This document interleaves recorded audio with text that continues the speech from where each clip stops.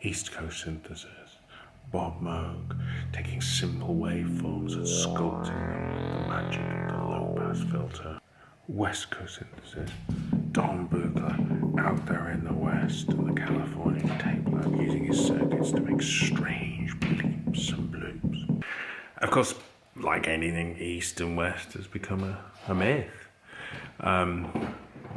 Those stories are kind of partly true, but nowadays we have access to all of that stuff, which is really nice. In this vlog, I'd like to take a look at a reactor instrument called cloudlab. Cloudlab is an emulation of a Don Buchla modular. Now, it's not a perfect modulation in the sense that it's built in reactor, so it's not a circuit accurate emulation, but what that actually means is anyone's guess these days. Don Buchla started off making analog circuits with the 100 series and things like that. More recent circuits were digital anyway, so he was far more interested in the control surface, and I think that's what cloudlab gets spot on. It gives you that Buchla style control and Buchla style circuits. This isn't a review, I just want to have a quick look. I think because the Buchla stuff is surrounded with so much mystique, I think it's worth going through and kind of looking at the various different modules. Of course, a big difference is reactor doesn't give you the free patching system. Even virtual modulars have kind of largely gone for the wire. I think it's got a slightly different patching system, which we'll have a look at. Interspersed in this video are a couple of pieces I made jamming about on it. They're made entirely with cloudlab.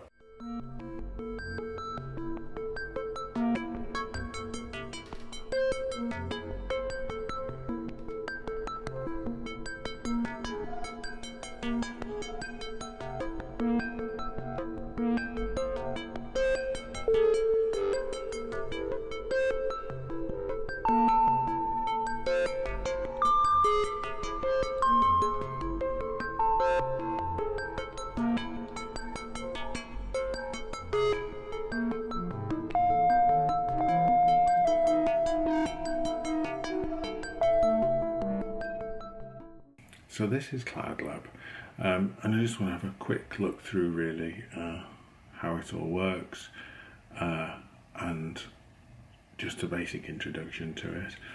When I first got it, it's quite intimidating, and I spent quite a lot of time reading the manual.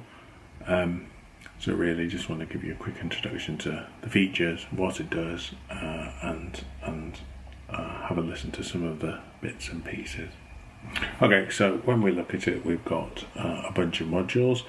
We've got our sequencer, we've got the quad action generator, which if you use maths in Eurorack you'll be familiar with, or Quadra, IntelliJ Quadra. It basically has got either looping waveforms or it has got envelopes. The quad gesture manager took me a little while to read. It's 4 low pass gates. The ring gives you some resonance, and you've got low pass gate mode, or they can just be more like VCAs.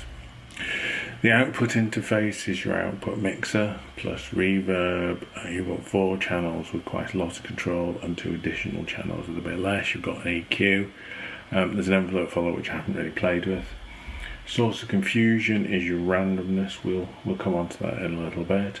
The triple curve processor is a mapping generator. So if you imagine you've got X, Y axis, and you've got a curve, and you map from one tip to the curve to the other.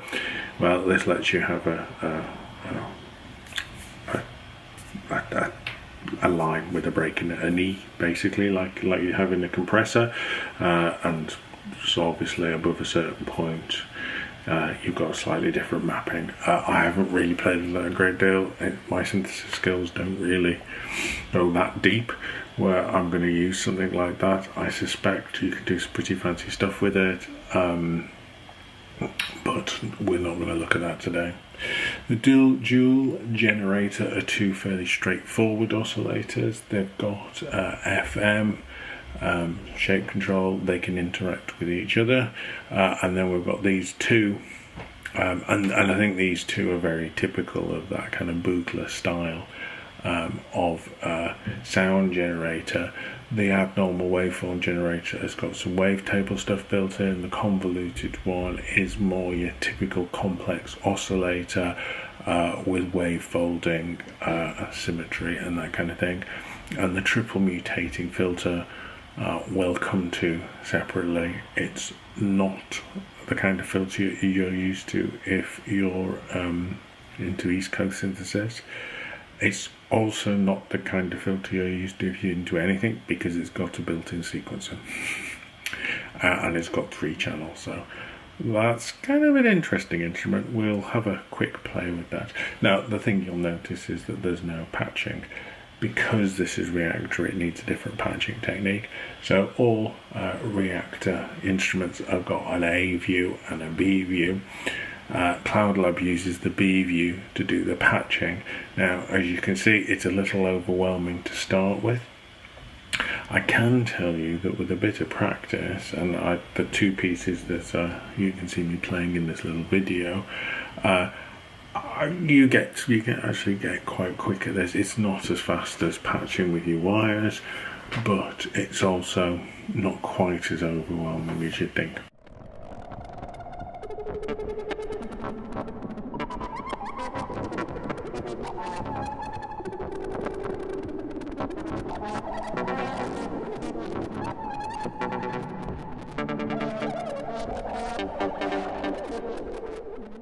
Okay, so let's just start off with something super simple. We have got, the one complaint I have about it is physically the layout is not the same. So you have to look, so it's got a physical layout at the front, and it's got an entirely different one at the back, and you need to work out the names a bit. So here we have the signal interface. That is your output interface. It's also got slightly different names at times. I think that's because there was a version 1 and a version 2.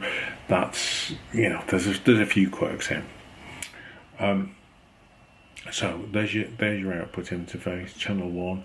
Channel 1 we've got mapped to the 261T principal oscillator. That's your complex oscillator down here. So if I turn the amplitude up, we hear a tone, and you can hear what happens when I mess about with the timbre. Your typical wave folding sound, and you've got your symmetry. Higher order brings in additional harmonics,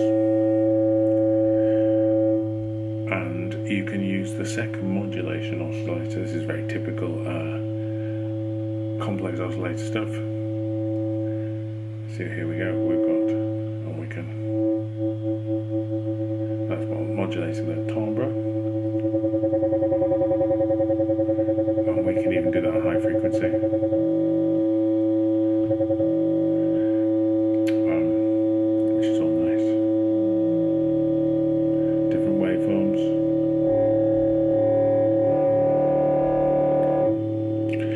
So that, in essence, is the Buchla workflow, the Buchla style.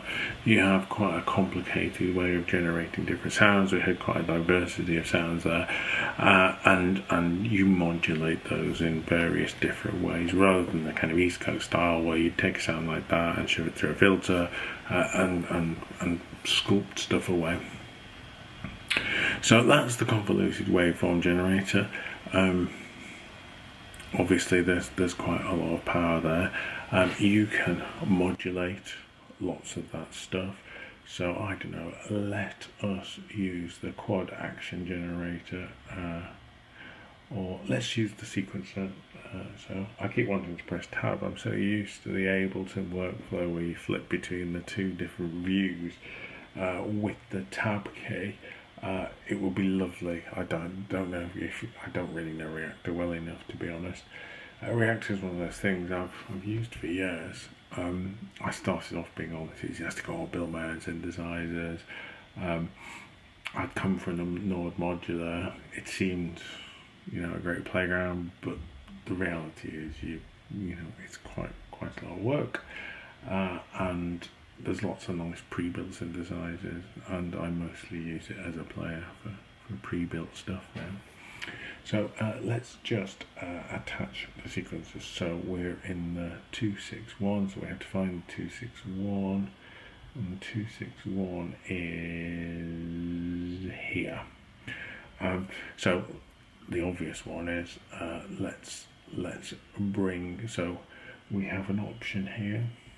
If you look to have 1.2 volts per octave, it's similar to your rack 1 volt per octave. It does exactly the same thing. So we're going to bring the sequencer in. So the sequencer is the 248. You see, I already know some of this stuff. So that should be giving us. So we want to run this. And let's turn it on. Let's have 4 steps and then we can put some. There you go. Okay, not very interesting.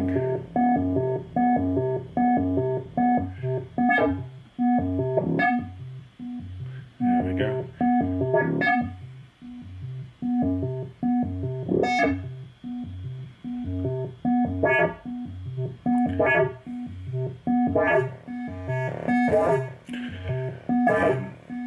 So to keep an eye on the CPU here, because unfortunately the screen recorder and this ensemble use ridiculous amounts of CPU. My poor computer cannot cope with both. So anyway, we've got the basic principle here. There's some nice little features. I don't know if you'll be able to hear this because I'm just recording this via the 2 different mics, but we can swirl it about in stereo. It's very nice. We've got spring reverb.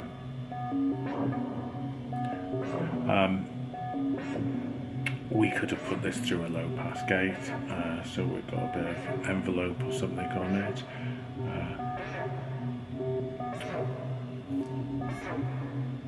So here we go. You already see we're building up something quite interesting quite quickly.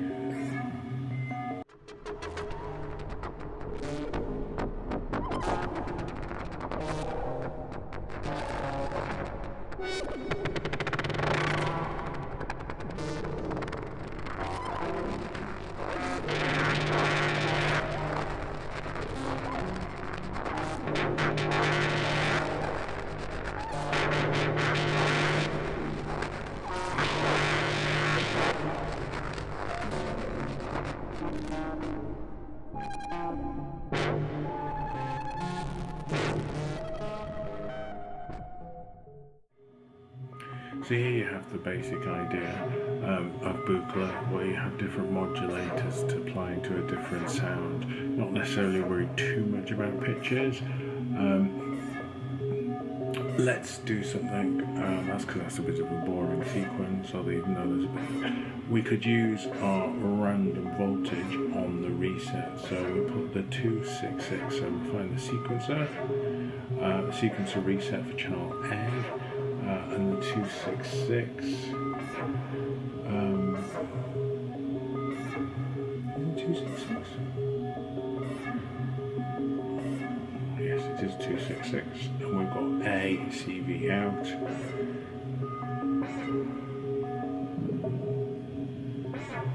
So now we've got the reset being hit by, which is interesting. It's now doing more steps because we're resetting. So basically what we've got here is we've got probability occasionally firing, so the number of sequence steps is different each time on a random basis. And there you go, that's the Buchla way. Some very powerful stuff here, as you can hear. Hopefully even just through this little mic it sounds quite lovely.